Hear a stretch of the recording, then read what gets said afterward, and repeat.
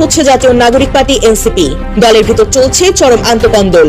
এরই প্রেক্ষিতে কেন্দ্রীয় কমিটির শীর্ষ দুজন নেতা পদত্যাগ করেছেন। জাতীয় নাগরিক পার্টি এনসিপি থেকে পদত্যাগ করেছেন দলটির জ্যেষ্ঠ যুগ্ম সদস্য সচিব ডাক্তার তাসনিম জারা। আমরা আজকে এখানে একটা বিশেষ ঘোষণা দেওয়ার জন্য আপনাদের সামনে উপস্থিত হয়েছি। গণ অধিকার পরিষদের সাধারণ সম্পাদক জনাব মোহাম্মদ রাশেদ খান আমাদের জাতীয় দলে যোগ দিচ্ছেন। এনসিপি শুধুমাত্র সিটের রাজনীতির জন্য কারোর সাথে জোট করবে না। নিজের দলকে বিক্রি করে দিয়ে, যারা মার্কা বিলুপ্ত করে দিয়ে একটা সিটের জন্য, দুইটা সিটের জন্য যারা নিজের দলকে বিক্রি করে দিচ্ছেন, তারা আপনাদের নিজেদের দলের প্রতি আপনারা অন্যায় করেছেন। আসন্ন জাতীয় নির্বাচন ঘিরে উত্তেজনা তুঙ্গে। যারা সংবাদ মাধ্যমে বক্তব্য দিয়েছিল দল না ছাড়ার, আজ তারাই নিজ দল থেকে পদত্যাগ করে যোগ দিচ্ছে অন্য দলে। এর মধ্যে অন্যতম গণ অধিকার পরিষদের রাশেদ খান। তিনি গণ অধিকার পরিষদ থেকে পদত্যাগ করে যোগ দিয়েছেন বিএনপিতে, যার প্রেক্ষিতে রাজপথে কাফনের কাপড় পরে বিক্ষোভ করছে বিএনপির নেতাকর্মীরা। 300 আসনে মনোনয়ন বিক্রি করে মাত্র 2 আসনের বিনিময়ে বিএনপির কাছে বিক্রি হয়ে গেল গণ অধিকার পরিষদ। আমার প্রথম রাজনৈতিক দল, যেই দল করে জেল কেটেছি, হামলা মামলা শিকার হয়েছি, রিমান্ডে গিয়েছি, নিজের হাবি করেছিলাম, সেই দল আমি যখন বিপদে পড়েছি আমার বিপদের পাশে তো দাঁড়াই নাই।